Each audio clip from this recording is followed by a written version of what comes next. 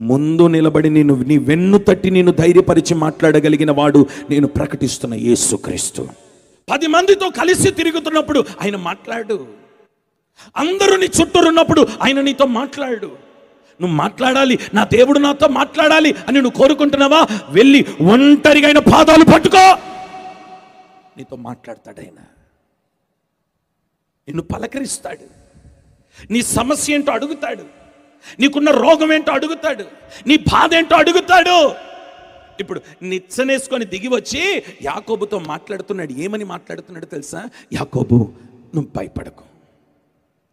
ఒంటరిగా ఉన్నావని భయపడుతున్నావా? ఎవ్వరు లేరు అని భయపడుతున్నావా? నీ తల్లిదండ్రులు నీకేమి ఇవ్వలేదని బాధపడుతున్నావా?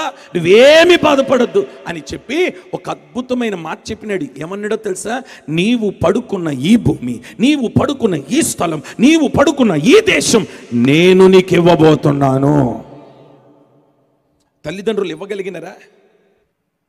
కన్న తల్లిదండ్రులు అతనికి ఏమి ఇవ్వలేకపోయినారు. కానీ సృష్టికర్త అయిన దేవుడు ఏమంటున్నాడో తెలుసా?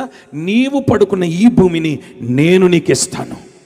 నేను నీకు ఇవ్వాలి అని అంటే నీ ఒంటరితనంలో నీవు నా పాదాల దగ్గర కూర్చోగలిగితే నేను నీకు ఇస్తాను. స్తోత్రం చెప్దాం గట్టిగా.